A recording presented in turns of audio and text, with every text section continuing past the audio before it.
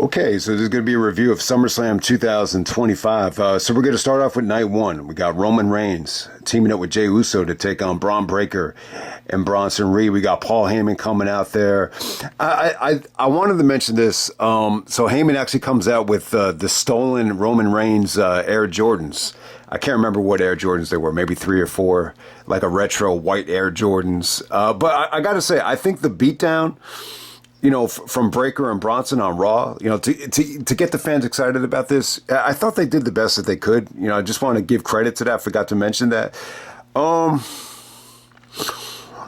think the match is okay. I think when after you watch this thing, I think you'll say to yourself, if you haven't seen it yet, I think, thank God it did a main event. I actually thought this was possibly going to main event the show. As soon as the show started, or even on the pre-show, they said that Punk and Gunther was going to main event night one. So I was a little bit relieved by that. But, they probably could have gotten away with it if this did main event. But, yeah, I thought it was kind of underwhelming. I didn't think the chemistry was great. Roman and Jade did a lot of dancing and, fooling around in the beginning. And, they worked the crowd pretty well. It wasn't awful. I think, with Breaker here, I thought you saw some good things from Bron, but then again, he had some moments where, he wasn't able to clear the table when he went for his big lariat on the table.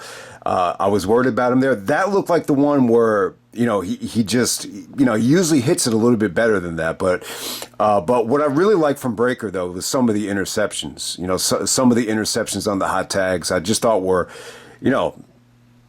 just really, really good. Just great stuff from Breaker in terms of just preventing hot tags. I didn't think Bronson looked good here. I definitely think he's a little bit lethargic. I just don't think this really ever got going. There were like some good barricade, explosions here with, Roman spearing guys through the barricade. And I guess the most interesting thing you could say about this is, Roman actually, took a bullet for Jay. It's almost like that, how many movies have we seen where, the guy saves somebody because he jumps in front of the bullet? It happened in Above the Rim, and it happened here. I mean, a lot of movies had that ending, but Roman actually, gets in the way so Jay doesn't get speared.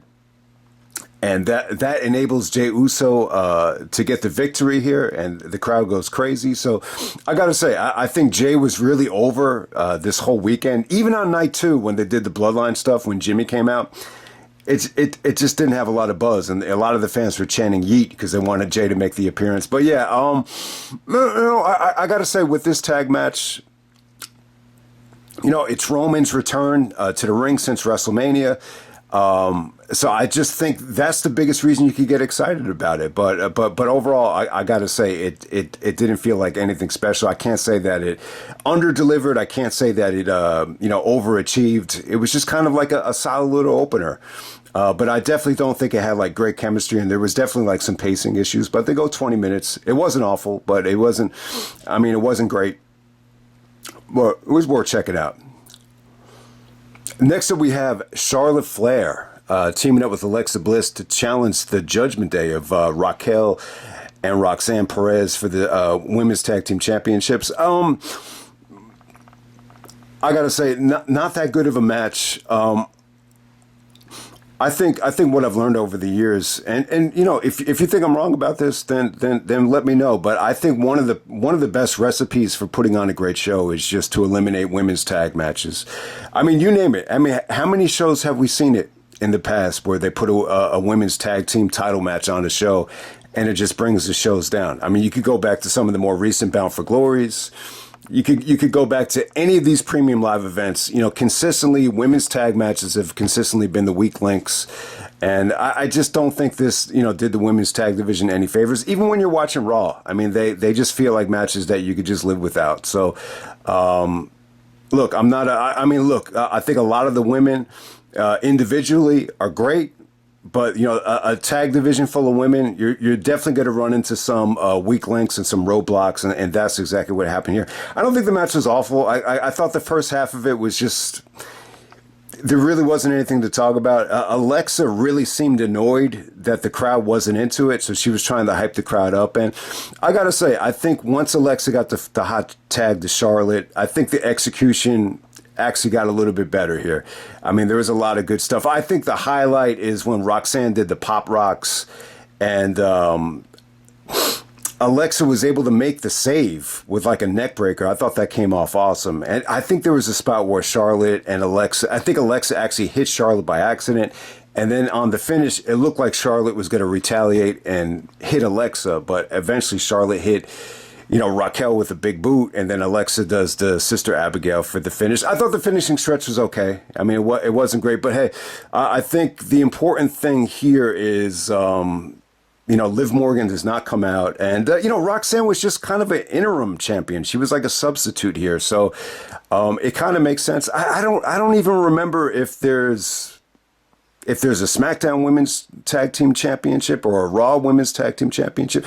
I guess it's just on Raw now. So I don't know. Does this mean that Charlotte and Alexa go to Raw?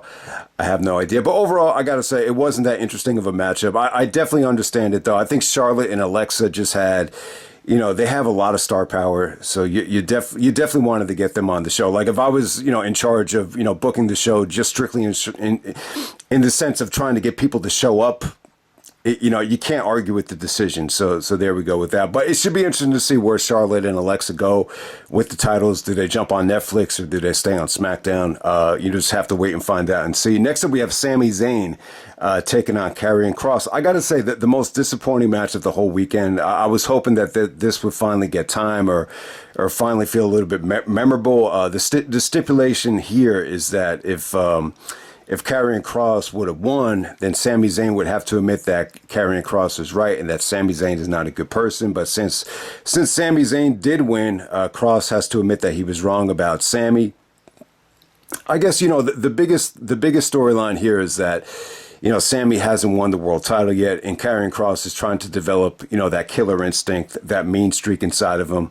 It's a good storyline, and it's very similar in real sports as well. I've said it time and time again. In the NBA or in professional sports, sometimes you have to be somewhat of an asshole or somewhat selfish, and you can't be the nice guy. Even some of the nice guys in NBA history that have won championships, like a David Robinson, they've had assholes as coaches, or they've had teammates as assholes for them to be able to get the job done. So it's a really, really good storyline, in my opinion. I just don't think that they, delivered in this spot. I thought the match was rushed. I didn't think the chemistry at the beginning was anything too special. Even some of the exploders from Sami, just didn't come off great. The stuff with Scarlett, it was okay. She was trying to assist both guys with the lead pipe. Towards the end of this thing, she actually gave Sami the lead pipe, and she just said, do it. Let's see what you got. And then Sami throws it away, and he's able to beat Karrion Kross straight up with a haluva kick. It was okay. I mean, this is something that easily could have been on Raw. I was really hoping that they would, steal the show, but this is just another premium live event match that was not allowed to deliver. Next up, we have Tiffany Stratton taking on Jade, for the women's championship. I got to say, a good match here. Pretty much as good as I expected. It was a little bit shorter than I was hoping for, but I got to say this. I think in terms of this being better than Tiffany and Charlotte, it was shorter and it was better and it was easier to watch. I think it's probably Jade's best singles match so far. I know that's not saying much, but I thought some of the big spots were really, really awesome here, especially when Tiffany goes for the moonsault. Jay gets the big boots up. I thought that was great. It just looked like a lot of pain, coming down on the core like that. And yeah, the counter to the Jaded, was really cool. So yeah, Tiffany actually takes the Jaded, but she's able to kind of roll through and get her boot on the rope. I thought that was really dope. And then obviously the finish, was really awesome with Tiffany doing just a really awesome finish to the Jaded off the top rope, and then she's able to hit the moonsault. So yeah, I just thought this had some good moments. It was easy to watch. It didn't drag. I think before the beginning of this match, you had thought Jade was going to win. She gave this family, tickets and was hugging the family.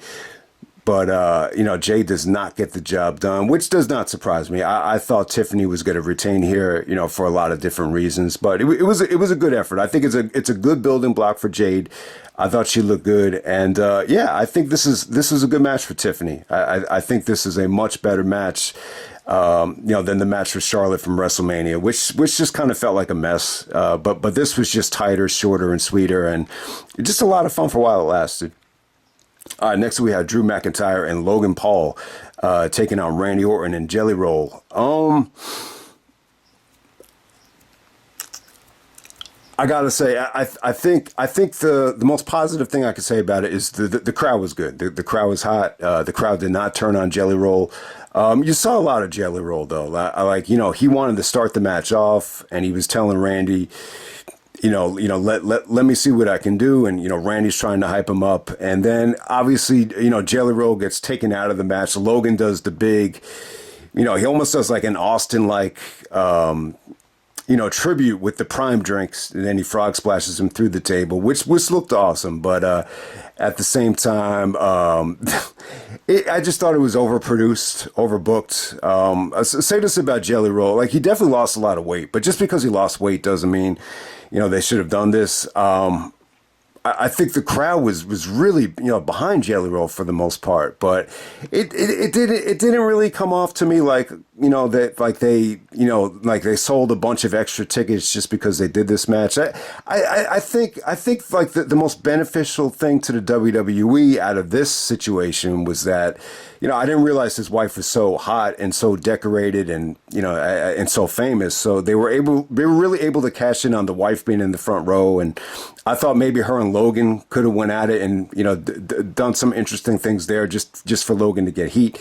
But they didn't go in that direction. But I don't know. But overall, I wasn't crazy about Jelly Roll's comeback here. Eventually, he looked like he was going to be taken out of the match, and then Randy actually makes the hot tag to him when he decided to come back. I think you saw some good stuff with Logan. I thought Logan really sold for him well on the chokeslam, and there was even like a what was it? It was like a gorilla press off of the turnbuckle to Logan, which actually came off really good from Jelly Roll. But I don't know. I couldn't buy into any sort of Jelly Roll offense on Drew McIntyre, not at all. But I got to give them credit. I thought the finishing stretch was good. Drew hits the Claymore on Jelly Roll, and then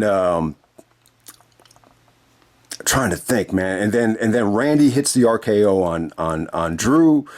And then Logan just throws Randy into the turnbuckle and hurts his shoulder, and then Logan's able to follow it up with a really, really cool looking Logan, what was he called, the Logan Paul frog splash. He's got a new name for it now, but Logan was good here, man. I mean, it was definitely like a fun match from a crowd reaction standpoint. It definitely had some good moments. But overall, 0, 0, 0, replay value for me. I give the dude Jelly Roll credit, man. The dude lost a lot of weight. He actually, he looks a little bit like, compared to all of these guys, it didn't look to me like, oh, this is the fat fuck out of the bunch. It didn't really come off like that. So, and the dude used to be fat though. I know that. Even when he performed the song with Snoop at Saturday Night Live, whatever special that they did for the anniversary, he was a lot fatter back then, and that was just a couple months ago. So give him credit. But yeah, I mean, look, I could live without the match for a million years. But it was cool for Logan. It really, really was. And I think Randy is actually cool, being in this spot where he could just assist celebrities or assist some of the younger guys. All right, next up we have Gunther taking on CM Punk for the World Heavyweight Championship. They get the main event. They get about 30 minutes out there. And I gotta say, I was very, happy with the match. It went better than expected for me. I thought they made it as believable as possible. Really, really cool match. When Punk came out, and he sat in the CM Punk Indian style on the entrance, you could see it in his eyes that he was going to win the championship. You just felt it, and the crowd even reacted from the CM Punk facial expression, on the entrance. So you could tell he was going to win, but at the same time, it still had a feeling like, you'll believe it when you see it. I thought they made it as believable as possible. I really thought Gunther performed beautifully here. Punk's strategy was good. I knew Punk was gonna go into this thing with a very creative strategy. When you look back at the Punk and Joe matches, he really tried to utilize the headlock, to really counter Joe's size and his strength. But in this situation here, he was trying to, go after, Gunther's arm, just put him in a lot of, just working over the arm, giving him a lot of judo kicks as well. So I thought Punk's strategy actually, worked pretty well. But at the same time, Gunther was booked to look like a beast here. He just chopped the shit out of Punk. Punk was trying to go after the arm, so the chops didn't have that kind of effect. But eventually, as the match went on, I got to say, Gunther's chops to Punk here, probably some of the most effective chops, Gunther has dished out since the Dragunov match, the Dragunov matches in NXT UK. I think Punk was even bleeding from the chest a couple of times. And yeah, that was a really cool spot when Punk kept taking a couple of chops and he almost fell out of the ring. And then Gunther just kind of, just kind of stomps his legs to kind of ricochet him back in, and then he delivered another big boot to him, before Punk fell out of the ring. That was great stuff. Even Cole's commentary on that was pretty damn good. But yeah, Punk actually, Gunther actually busted out a sharpshooter. So very much, Punk's strategy here very much reminded me of Brett, the way he was working over Gunther's arm. But, as the match progressed, you saw Gunther bust out a sharpshooter. Then Punk counters, and it looks like he's going for more of like a figure four, but, it ends up being a sharpshooter from Punk. Because, Cole brought up the point that Gunther actually passed out by submission against Jay. So it wouldn't be a bad idea to try to make him, submit again. So that was pretty damn cool. But I got to say, what really stood out about this match? Some of the transitions, from Gunther. I think Punk went for like the welcome to Chicago, and Gunther actually catches him with a series of just, really, really smooth looking power bombs. And I got to say, though, they were, the transitions were dope, but, they looked a little safe, though. They looked really, really safe, which I don't really have a problem with. And, I thought all that stuff came off great. Punk's kicks, were pretty effective here. So, yeah, I mean, I thought the match was good for the most part. And then, Gunther basically is dominating, when he brings Punk outside of the ring. And then he gets up on the table, very much like Drew McIntyre at WrestleMania last year. And he's just kind of mocking, Punk and, celebrating. And then all of a sudden, Punk just kind of leg sweeps him. And as Gunther comes down, he comes down on his nose. And then, perfect way to blade. You have a table right underneath there. So why not just blade and underneath the table? And it was good, man. I mean, look, I think this is the way to do it. Gunther was made to look really, really strong. For as good as Punk looked, you needed to do something that was a little bit beyond, to make this that believable. And, just to have Gunther, bleeding like crazy, and he's selling it like he can't even see. And then, Punk actually gets him back in the ring. I think he goes for like a welcome to Chicago. But then I think it's on the Bulldog. Gunther actually counters into a headlock. So even with all the blood, Gunther can still, manage to put the headlock on Punk. It looks like Punk is going to tap out, but eventually he hits a go to sleep. And then Gunther is like kind of groggy, doesn't sell the first go to sleep. And then Punk hits a second go to sleep. And then he wins the championship.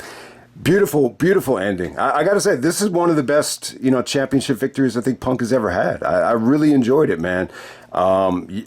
He was crying. You could see some of the tears coming out. I mean, it definitely felt like it was a full circle moment. A nice way to kind of come back after all the time off. So I was really happy with it, man. I was really happy for Punk. I'm a little bit more, supportive of Punk, than some of the other guys on here. So obviously, I really, really enjoyed it. Then we have Seth coming out to cash in. So, all right, so when Seth comes out, it looks like it's just kind of like a warning. Like, I got until June to cash this thing. I'm hurt right now, but I can't cash it in. He comes out with the crutches. He comes out with like a knee brace too. Heyman comes out with him. They got the Money in the Bank briefcase. And all of a sudden, Rollins actually turns around and he throws the crutches out. And you see that he's actually healthy. And so, yeah, Shawn Michaels has never faked an injury this good. I guess, I thought, when Seth won the Money in the Bank, I thought it felt a little bit predictable. I thought it didn't feel that exciting. So I think this is the counter to that. I think they knew this stable kind of sucks right now. They needed to do something a little bit juicy and a little bit, exciting, to kind of make up for it. So that's the approach that they took. Faking an injury, it's a good way to I would say this about faking the injury. Look, faking an injury, it's not as bad as using sex or violence. As the Russo stuff is like a wow factor. I think faking an injury, it's not going to piss off advertisers, the way some of the other shit would, that has plagued professional wrestling. So I think that's why they wanted to do it here. And plus, I think I'm a little bit disappointed though. I wanted Punk to have one last reign. I was proud of him for the way the match went. I just thought it was so well done. It was believable. The wrestling was good, and they kind of the crowd was hot for Punk. Whatever Punk said about Jersey hating him, that was something he said a long time ago, and that was back in Ring of Honor, and that's a totally different fan base. But you never know. I didn't know how the fans were going to react to Punk in this situation, especially coming off of the pipe bomb, because it was clearly more of a Cena crowd, this whole weekend. So I didn't know how the crowd was going to react, but the crowd was great. Gunther didn't really get a lot of support. Punk got a lot of support out there, and I just thought it was a great moment for him. But at the same time, you got to ask yourself, does Punk really want to, be champion? He's a lot older, than even Shawn Michaels when he retired at this point. So, and, Shawn in his 40s never wanted to carry the ball. He never wanted to carry the championship. He didn't think he could handle it. And, maybe Punk feels the same way, especially after how the AEW stuff went. When after he won the championship, things just kind of went downhill, for whatever the reason. So that could be it. But, Seth winning the championship, it finally gives them a chance to actually face for the championship. You could do Seth Rollins and Punk in Paris. You could do it in Australia. We'll see. I mean, I kind of had a dream that Punk, was going to just kind of retire after this match. You could definitely argue that it would be a great way to end it. I hope that doesn't happen because I think Punk, say what you want about him. I think he definitely makes things interesting. So, and we never got to see Seth and Punk for the championship. This beautifully sets that up if they want to go in that direction. They could do Seth and Roman for the championship now. But really, really happy for Gunther, though. I mean, look, he was champion for 10 months. It was a whole year outside of 2 months. It ended up being like a 10-month reign. A little bit surprised that Gunther lost the belt. I figured with a night one, you could definitely have a heel go over. And I didn't think it was going to like piss a lot of people off, but I got a lot of emotions right now. But let me just say this about my argument against doing the Seth Rollins thing. I'm sick of Seth Rollins. I really am. I think he's been overpushed, even though he is an ROH legend, and even though you could definitely argue that he was the MVP in Ring of Honor in 2008. And I love his work there. I really do. And I'm very happy for all his success in the WWE. But, this is, we've seen Seth champion for 10 years. I just thought, having Punk as champion would have been something, fresh and something different. And I'm not feeling the stable. I'm really not. I don't like, faking the injury thing. I'm just not a fan of it. We've seen, some of the best, maybe three of the best players in the league in the NBA, go down. Damian Lillard, you saw Tyrese Halliburton in the front row with crutches. And you saw Jason Tatum tear their Achilles. And it really did bother me during the playoffs. It affected me very negatively. A lot of it has to do with I was in a lot of pain, in the beginning of the summer, and I was starting to worry. I felt Achilles soreness. I felt tendonitis in the kneecap, and seeing those guys get injured, it just depressed the shit out of me. But what really brought my spirits up was Kevin Garnett's YouTube video. He did a video on YouTube, and he's just ranting on guys for not taking care of their calves, not doing toe raises, not doing a lot of injury prevention. And it really made me feel good, because I said to myself, man, I already do a lot of that stuff, and maybe I'll just take it to the next level. And I've been feeling really good over the last couple of months. So, but the faking an injury thing, I'm just not the biggest fan of it. We've seen Seth get injured a million times. ACL tears, meniscus tears. I don't know if he's still injured. He could still be injured. It might be an MCL sprain. It might be something that he could kind of work through. I don't know, but I don't know. I'm just not a fan of faking the injury thing. But at the same time, if you want to argue that it was shocking and it surprised people, I'm not going to argue with you, because it really did. It was really a cool moment. It was definitely a fun way to end the show. It seemed like it got people buzzing and crazy, but I would have loved for Punk just to have, his moment. I mean, what this really does feel like, it feels like Daniel Bryan at SummerSlam 2013 with Randy Orton. It kind of feels like that.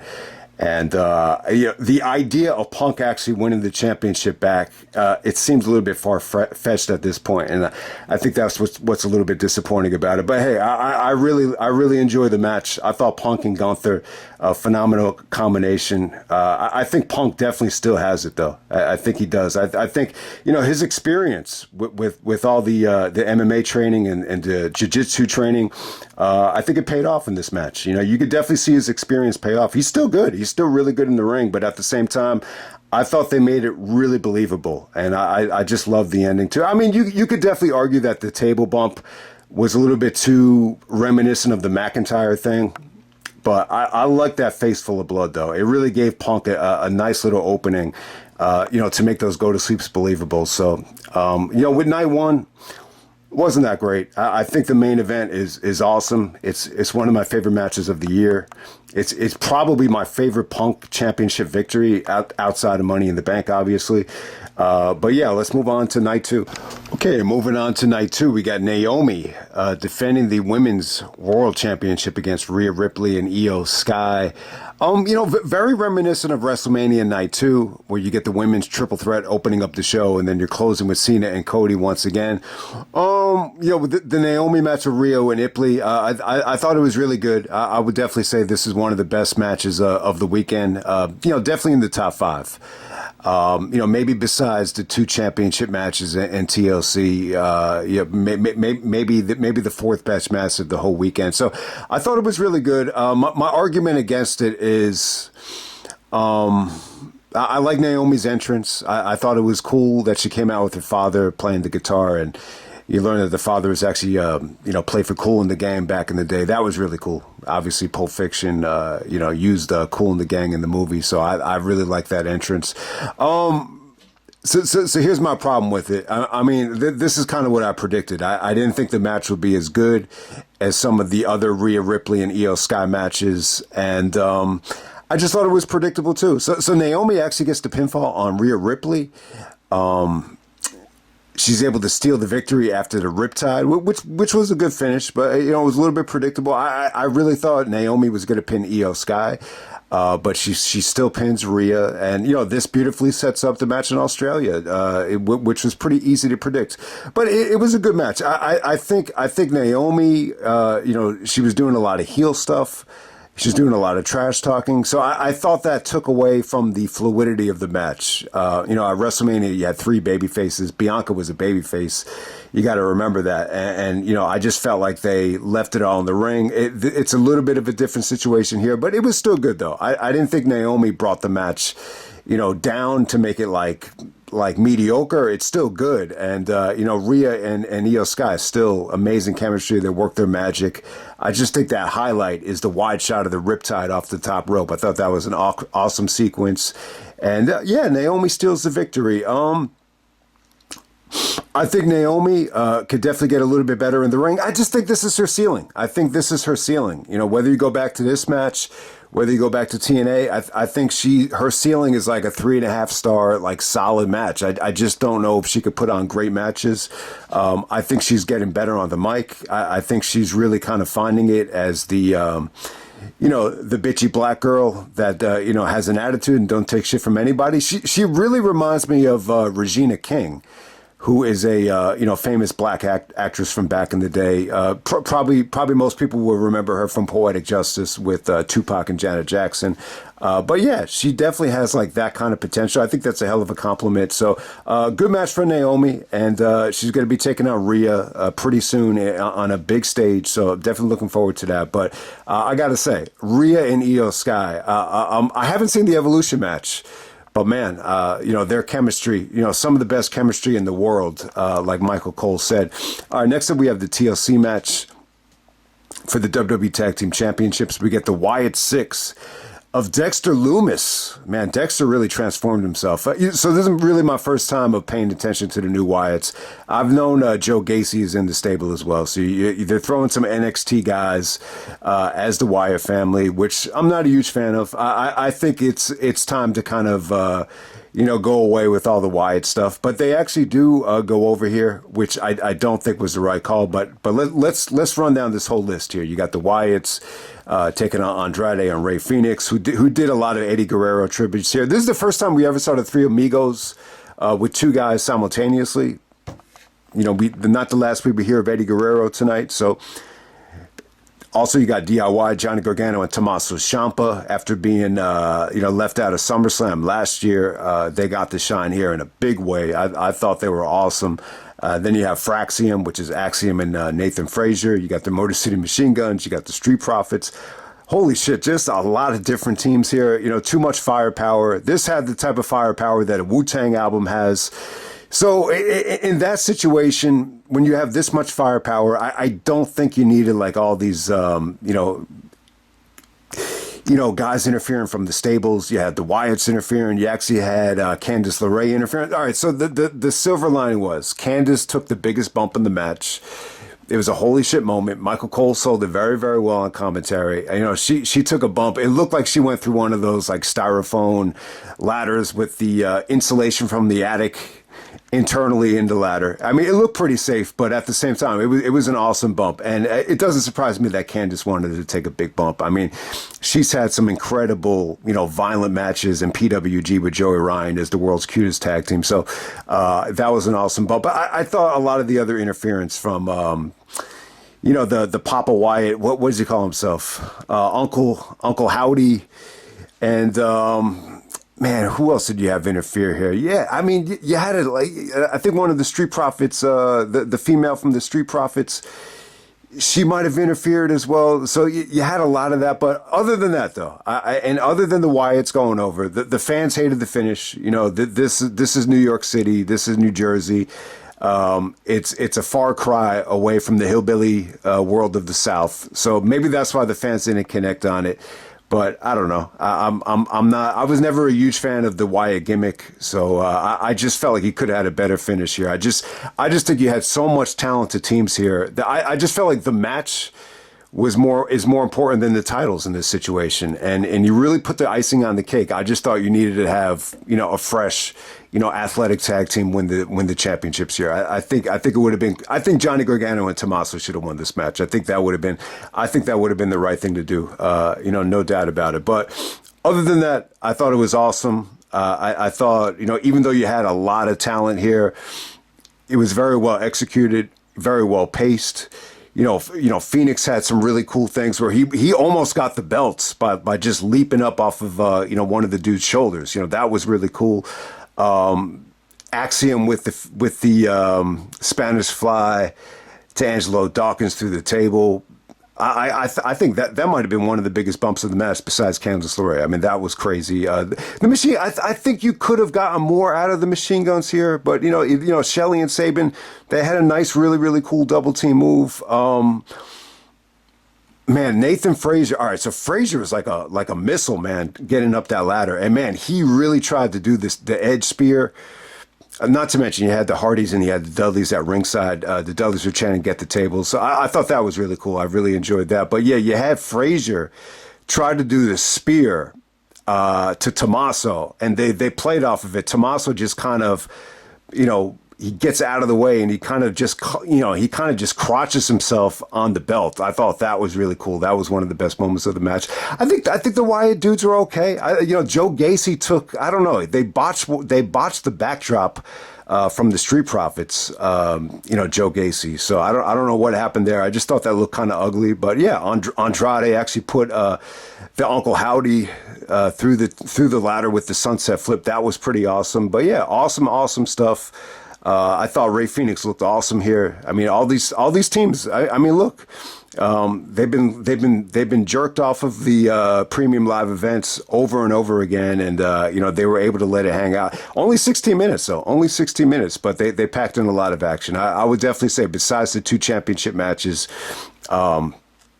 the best match this whole weekend. Okay, next up we had Becky Lynch taking on Lyra Valkyria. This is for the Women's Intercontinental Championship. No disqualification, no countout. Last chance match for the IC title. And if Becky Lynch wins, Lyra can no longer challenge for the IC Championship.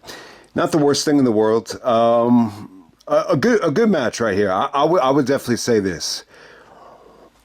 It's probably the weakest match of the trilogy so far. The wrestling was just so surprisingly good in the first 2 matches that I thought they kind of went away from what was working. But at the same time, I thought it was a creative match in terms of, Becky's strategy and, some of the weapons that they used here. Obviously, I think the most noticeable thing about this match is the way Becky was able to lock up Lyra, just to kind of immobilize her with the zip ties.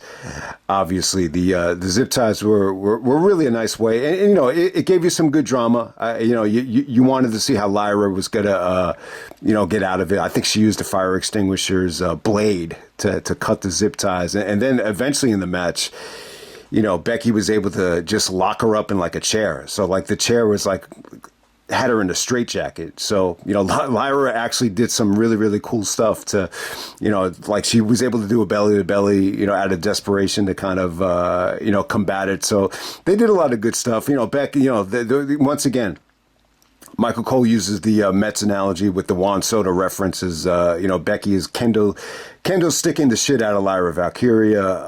But, Lyra definitely had some good moments, though. I mean, that Death Valley driver off of the steps onto the outside, Becky looked like that, she had the wind taken out of her. And, there's even there was a camera angle that you couldn't even see it, but Lyra just comes out of nowhere and gives Becky a leg drop through a table. So that was pretty cool. So yeah, it was pretty vicious. And there were some really good counters to the manhandle slam. Towards the end, there was some good stuff, but I thought the Bayley interference definitely took away from it. I was definitely hoping Bayley was not going to interfere. I thought about it. Didn't think about it enough to really, comment on it in the preview. But when you see Raw this past week, you notice Bayley was interviewed by Jackie Redmond, and Jackie was even, saying that Bayley's, being left off of SummerSlam. She's at a crossroads, and Bayley looked like depressed as shit. So you knew she was going to get involved here. It's not a heel turn. The fans kind of booed the shit out of Bayley, but eventually she ended up, Becky was trying to get her to, stick the dagger in Lyra. But to no avail. Bayley tried to fight off Becky, but it kind of ends with her unintentionally screwing Lyra. But it kind of looked like one of those things where it looked like it was intentional, but Bayley tried to make it look like it was unintentional. That type of thing. But the finish was good. Becky actually wins with the manhandle slam. She comes out to new theme music. Thank God. I think she needed a new theme. Especially as a heel, her previous theme, I think I've had enough of it, to last a lifetime. But I could understand it if some of you guys thought it was a catchy theme. But yeah, Becky Lynch goes over, fresh out of Happy Gilmore 2. There was even some Happy Gilmore references. Let me just say this about Happy Gilmore 2. I thought it was entertaining, but it's not one of those movies I would ever want to watch again. And it's just funny. It seems like Netflix does that a lot of times. They did it with the DiCaprio Jennifer Lawrence movie where they really try to empty the tank with like cameos just to get everyone to tune in. But yeah, it's definitely not as good as the first Happy Gilmore. But I thought Becky was good in it. You know, she was actually on the heel, golf team, obviously playing off the LIV situation. But yeah, Becky and Lyra, a good trilogy. But I would definitely say this is probably my pick for the weakest out of the trilogy so far. And next up we have Solo Sikoa taking on Jacob Fatu, a steel cage match for the United States Championship. I didn't like this. I thought this could have been better. It looked like there was a fight that broke out into the crowd. So yeah, it definitely felt like they had a tough time. I think they had a tough time following the TLC match.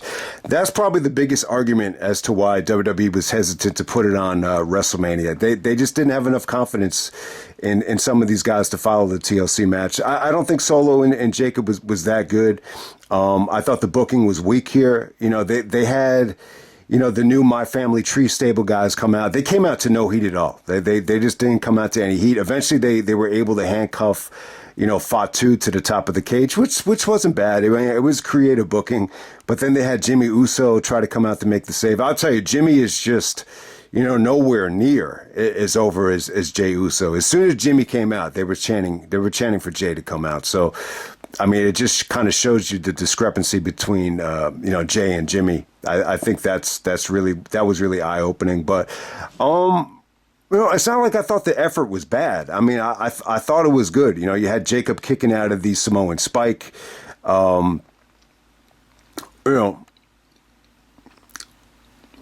It was good drama to see Jacob actually fight out of the, being handcuffed. I didn't think that was awful. There was actually some good near escapes from the cage. But once again, the numbers game just caught up to Jacob Fatu. You had Jeff Cobb. I think he slammed the door in his face. So Solo is able to escape the cage. It's just underwhelming. I thought this would have been I thought this would have been the right choice for the blow-off match. I like the idea of Jacob just doing what he did in the aftermath as the finish. I thought that would have been awesome. But Jimmy kind of helps him lock the other guys in the cage, and then Jacob does a moonsault off the top of the cage to send everybody home happy. I think, if the aftermath would have, boosted the rating of this thing, but I think the aftermath was cool, but the match as a whole, it's just another disappointing Solo match. I just couldn't really get into it. It had a feeling of a cage match that just, kind of, held them both back, from reaching their potential. It had that type of feel to it. I just don't think the cage really did any favors for them. I think the cage was good for the aftermath. I think Jacob did some fun things. It really felt like the build-up here was good. With Solo actually trying to send Jacob back to jail and calling the cops on him. I mean, it seemed like they did a lot of cool stuff that I missed. But overall, this just didn't hit the mark for me. I think this was probably, like, in my opinion, I think this is probably the most disappointing match of the whole weekend. This is one of the matches that I think had to be good. I just don't think this was good. I think that whole My Family Tree stable, it felt like a lot of the fans didn't even know who most of those dudes were. That's just how it came off to me. All right, next up we have Dominic Mysterio taking on the phenomenal AJ Styles. This is for the Intercontinental Championship. Like I said, guys, I thought the build-up was a lot of fun. I think AJ really, reinvented himself. Just the way he was mocking Dom with the, it's me and you, when he's pointing at his eyes and pointing back to Dominic about finally getting cleared. And they did a lot of fun build-up here. I got to say this about the match, and I'll get to Eddie stuff in a second. All right, so one of the things about AJ matches at WrestleMania or any of these WrestleMania type shows, you know what I'm trying to say. I feel like he struggled in the match with Edge, struggled in the match with Nakamura, you name it. I'm sure there's other matches that we could even name where I just feel like the reaction for AJ, just wasn't what it should have been. But that wasn't the problem here. The fans were really into this thing. The fans were into Dominic too. I think that's what helped it. I think Dominic is really getting over. A lot of the fans hate him. A lot of the fans love him. There's a lot of dirty Dom chants. And it was a fun match. AJ paid tribute to Eddie Guerrero here. He came out in the lowrider with his son, and he came out with, the same Eddie Guerrero ring attire that Dominic that Eddie wore in the match of Dominic for the custody of Dominic, the same exact ring attire. So I thought that was pretty cool. AJ actually looked really good with it. It makes you appreciate just how much effort Eddie put into his ring attire back in the day. But in terms of AJ Styles and Eddie Guerrero ever wrestling, I don't really remember if they ever touched. I'm sure they might have touched, before the Ring of Honor days. But the only recollection I have of AJ and Eddie was the Night of Appreciation. AJ actually stole the show with Low Key on that show. And, Eddie was already the Intercontinental Champion, and he was in the main event, and he cut that great promo, and that was Eddie's last Ring of Honor show. AJ stole the show on it. That's really the only show I could remember with AJ Styles and Eddie Guerrero on it. But, the story is just Dominic. It's 20 years since the ladder match for the custody of Dominic, and I thought they paid tribute to Eddie quite well. I mean, they played off of the Three Amigos, which was cool. They even did a lot of the, playing possum. Dominic tried to play possum first, and then AJ put the chair around his throat, and he tried playing possum, and it was a lot of fun. I think the match was fun. It wasn't great, though. I still feel like this was just, AJ just doing the dirty work and just putting over the younger Dominic Mysterio. I still think Dom has a long-ass way to go before he ever reaches AJ Styles' levels, so I don't really buy into the finish that well, but... it's all about Eddie Guerrero. They tried to pay tribute to Eddie here. And I thought that kind of took away from what this could have been just a little bit, but almost forgot to talk about it. Dominic actually loosened up his boot, just like Eddie did against Kurt Angle. AJ has a lot of history with Angle, too. So it makes a lot of sense for the finish. So, AJ goes for the calf crusher. He pulls off the boot. And then behind the referee's back, Dominic intercepts the boot and hits AJ with it. Dominic hits the frog splash and is able to defeat the phenomenal AJ Styles. But, this is a match that just didn't deliver for me. If you take a match like MJF and Jericho, like this combination is probably superior to it. But I felt like, a match like MJF and Jericho, it got more of a green light to over-deliver than this situation. And still, it kind of fits like the criteria of like why a lot of people want to see AJ Styles, wrestle one more time in TNA. Like he got one more match chance at Slammiversary because...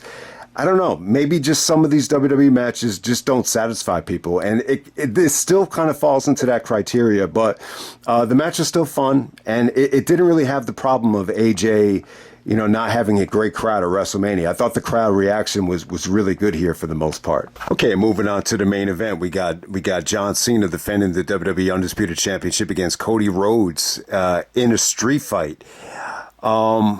It's pretty much what I expected. I thought this was going to be great.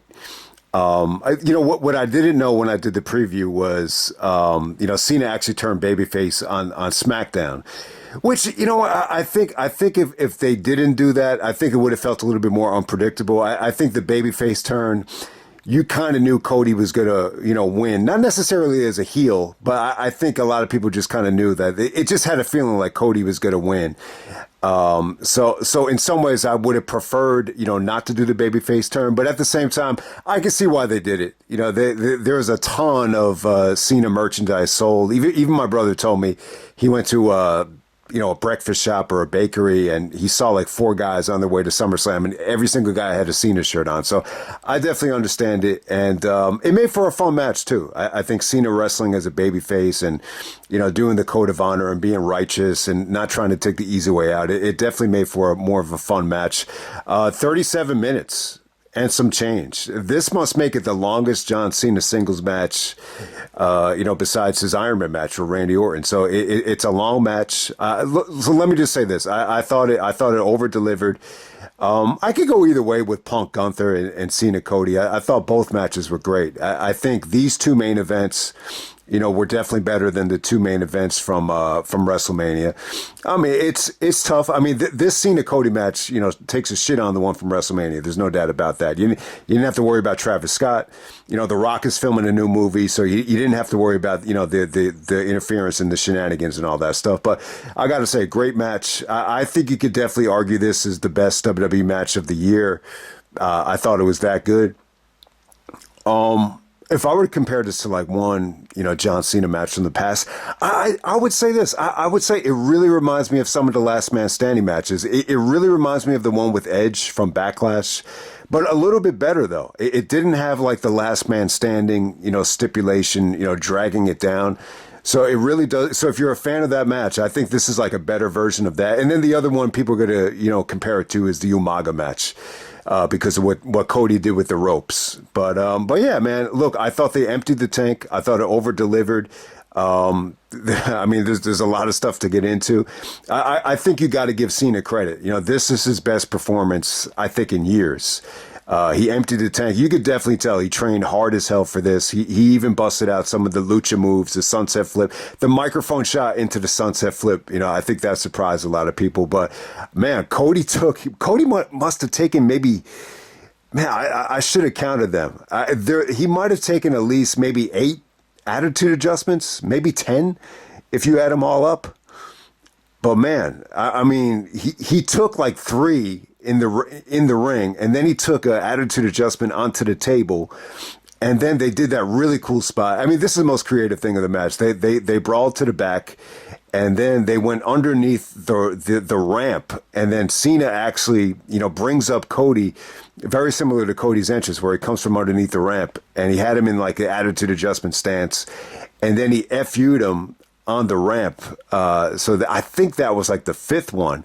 And then he did like 2 of them right before he did the avalanche attitude adjustment. So, yeah, I mean, that's at least 8. And I think Cena might have hit another one. So I think Cody took maybe at least 9 attitude adjustments. So that's pretty crazy. All right. So yeah, I definitely think this is a better match. I still think, the transitions into some of the crossroads, a little bit rough. But for the most part, I thought it was good. I thought it was creative.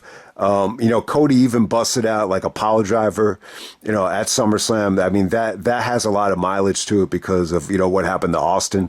So Cena kicks out of that. There's a brutal looking, step shot from Cena where Cena actually throws the steps onto Cody and Cody looks like he breaks his arm. I mean, the way Cody sold it, I thought, maybe, he broke his arm because, that is rough. I mean, there's really no way to fake the break there. Only I think the best thing you could do is just prepare for it. But yeah, man, I mean, good stuff. I thought they emptied the tank. Even some of some of the bumps that Cena took into that guardrail. They actually had like a steel guardrail. Cena was using it as a weapon. Then Cody was able to counter and suplex Cena onto that the steel looking guardrail. I thought that was pretty cool. That was like right before the the ramp spot.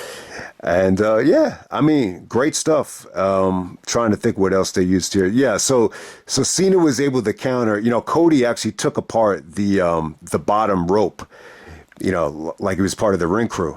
So he took apart the bottom turnbuckle. I'm sure Cody is very familiar with that. I think Dusty had a promotion called Turnbuckle Wrestling.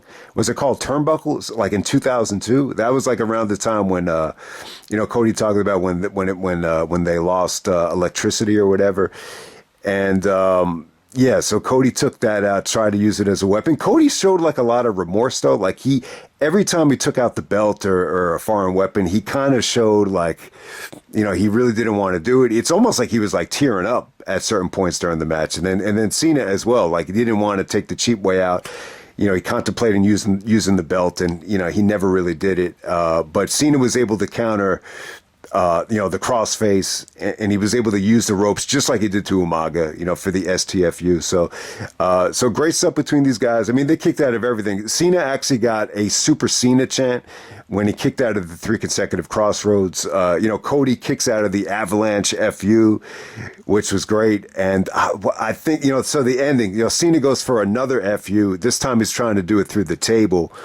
Cody's able to counter it into somewhat of a Cody cutter through the table. It looked like more of an ace crusher through the table, and Cena sells it like he, took the brunt of it on his face, and he's just he's laying up on the ropes like he's going to take a 619. Then all of a sudden, Cody gives him one final crossroads, which was a good finish. Cody wins the belt back. You get to see a code of honor. It was great stuff, man. I like the fact that Cody didn't turn heel. I think there's still like a lot of value in Cody. So one of the reasons why, when you look back at Roman, one of the reasons I thought he had to turn heel was, I never really thought his babyface, run, ever worked. It never really worked. especially like in front of like a live crowd. So during the pandemic, it was really a great way to experiment with Roman as a heel. But with Cody, even in this match, I mean, some of the fans were resentful. I thought it might have been a possibility where you could have done like a Cody, being ultra aggressive, very much like Austin at WrestleMania, where it's so brutal that it actually turns him heel. It felt like it was going to go in that realm, but it never really did, because Cody showed just a lot of remorse and just a lot of hesitancy anytime he did any of that stuff. But I think it's the right call. Cody's able to escape with the championship. He lets Cena have the ring to himself, and the fans are chanting, "Thank you, Cena." Cena got a lot of support tonight. I was very happy for him, and he even told the fans, he was like, "No, thank you." So I'm really happy with the way Cena was treated. Look, I've been a fan for a long time now. We're 23 years, past the days when Cena was feuding with Brock. We've seen a lot of guys, come and go. And, even though Cena has kind of, transitioned to Hollywood, I still feel like he, has done more for this company, than almost anybody. And, there's never been anything, negative about him that makes you think, oh, he's a bad guy and, he's evil. And, I think he plays the good guy. I mean, I love Cena as a heel. Like, don't get me wrong. I think, when he was hungry in 2003, it's still like the best version of Cena. But, I think there's a lot to like about the good side in terms of, what you can use to your life to kind of emulate Cena. The way he's dedicated in the gym, the way he shows up on time, all the other, stuff that he does with kids. There's definitely a lot to like about it. So I'm glad that he's, going out this way as a babyface, and it makes total sense too. The funny thing is, before Brock came out, I was thinking about it. I was like, man, when you look at the Cena farewell tour, like besides the Cody matches, like it seems like they're going more of a direction where he wants to wrestle all his great opponents like one last time. And I was trying to think, like, who would really be Cena's, like, last match against? And I said, so you got to start with Brock, because it's Brock, Taker, Angle. Obviously, Angle's never going to wrestle again. Undertaker can't wrestle again. But then the Brock situation, I'm just like, I was like, maybe the stuff was that bad with Vince that they wouldn't bring him back. But lo and behold, they bring him back. After 2 years, we get Cowboy Brock Lesnar. It was awesome, man. I mean, it was shocking at first. Yeah, I mean, it really was. It was definitely a great moment. This is the first time we've seen Brock since the Cody match, which is ironic. It's been exactly 2 years. And it's funny, since I moved into a new place, we haven't seen Brock since. So it was really cool to see Brock. He looks more intimidating than ever. He looks bigger than ever. Look, hopefully everything worked its way out, and maybe we get a good version of Brock Lesnar where he's under the gun and there's a lot of pressure on him to deliver, or else he's not going to get paid. So I think it makes all the sense in the world. Like when you look at obviously Cena's first big pay-per-view match, it was actually Chris Jericho. It'd be cool to bring back Jericho. Like it really would. I think Jericho Cena would be cool. I'm sure people wouldn't give a fuck about that. Actually, the more I think about it, the one that I think would be cool for Cena's last match, it's not going to happen though. It will be Edge. I think Edge and Cena. I kind of feel bad for Edge that he's going to miss out on this, because I think if Edge was here, they would definitely do Edge and Cena in December for the last match. But Brock is a great choice though. I'm glad that he's back. When you look back at, what really, drove Cena to the next level, I want to take this time to say thank you to Brock. You shattered my knee on TV and now I can't walk. I mean, that build to Backlash, the Backlash match wasn't great or anything like that, but it was a huge test for Cena, and just everything he did on the mic with Brock. I thought it really set the tone for the rest of his career. So I think the Brock stuff is great. I mean, it's not like, it was shocking to me because we haven't seen Brock in like 2 years. So it was really, really cool. Definitely a mark out moment. I don't think Lesnar deserves all the credit for the show being successful though. I think the show was, I think SummerSlam was good. I definitely think both main events were great. I think there was some good stuff on the undercards. But I'll say this about, let me just say this about Brock.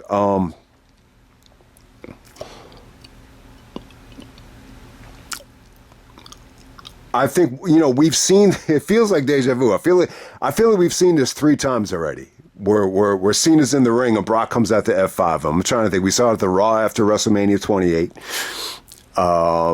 We saw it SummerSlam 2021, right? Didn't Brock come back and he F5'd Roman? It was Roman and Cena, right? So we've seen it twice already. Now we get to see it again. But I think it only makes sense. So is this going to happen in France? Is it going to happen in Australia? Maybe it happens at Survivor Series. Maybe they're going to build this up as Cena's last match. I still think Cena can wrestle some other guys, though. I like the idea of doing Cena Gunther. I like Cena and Drew McIntyre. There's still like a lot of guys that Cena's never really touched that I think he could wrestle. I think if you were to have a wish, though, I think Edge would be the perfect guy for Cena to go out against. But, Brock is not a bad choice at all. I mean, they have so much history together. Even when Brock returned in 2012 and, at the squash match in 2014, there's a lot of history. I think, definitely we'll do like a Brock Lesnar and John Cena from worst to best. Probably include the triple threat matches just to make it more of a bigger list. But yeah, man, I'm definitely excited about it. Your finish is the F5. Well, mine's the FU. What's the other line from Brock? From Cena to the Brock, that was classic. Yeah, I think that's the most important one, though. Your finish is the F5, but mine's the FU. I want to take this time to say thank you to Brock. But overall, man, I definitely thought I think it was a good SummerSlam. Any time both main events deliver, it's always a success. Doing the preview on camera for this show, it wasn't the perfect choice for that. There was just a lot of shit on both nights that I just didn't really give a shit about. I honestly think, both main events, I thought they were better than expected, to be completely honest with you. I think I was a little bit worried about the Punk and Gunther matchup. But, it exceeded my expectations. And I want to shout this out, too. Like, they actually showed in the video package, they had all of, Punk's big victories during the summertime. And they actually had a shot of Punk with the Ring of Honor title in 2005, Summer of Punk Part 1. And then they had Summer of Punk 2011. So I thought that was really cool. It was cool that they actually used the ROH title. Especially with that being owned by AEW and Tony Khan. So I was a little bit baffled by that, but yeah, I thought it was awesome. It's probably going to end up being the last time Punk, wins the championship. But, I remember one of Punk's biggest gripes with the Daniel Bryan situation was, why does everything have to be rushed? And there's too many pay-per-views. If you remember, Bryan and Orton wrestled the next 3 months for the title. And Punk's argument was, where's the build, towards something big? And, maybe they hold off on Rollins and Punk until WrestleMania. I mean, it's just something to think about. I mean, we got a lot of big shows coming up. That show in Paris, should be awesome. It just should be interesting to see how long they hold off on Punk, Rollins, and Brock and Cena. It really should be. But yeah, like I said, guys, let me just end it here. The 2 main events were phenomenal. The Roman tag match, I thought that was kind of like whatever. I thought it was okay. The tag match was definitely raw quality. The female tag match, Sami and Karrion, I got to say that was disappointing.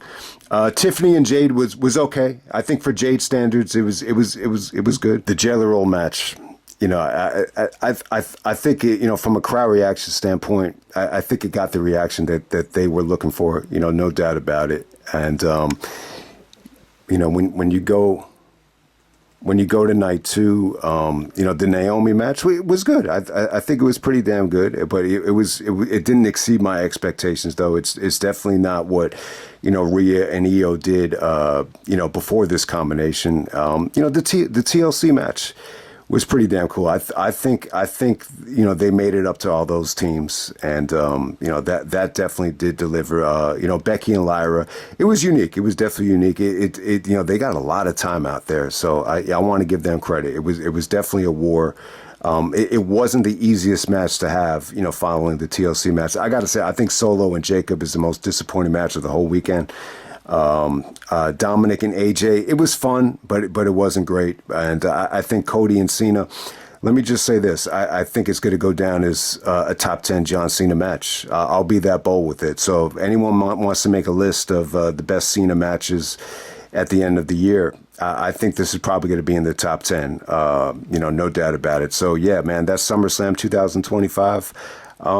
Yeah, both main events over-delivered. So anytime that happens, I got to say it's a success. So hope everybody enjoyed the review, and I'm out.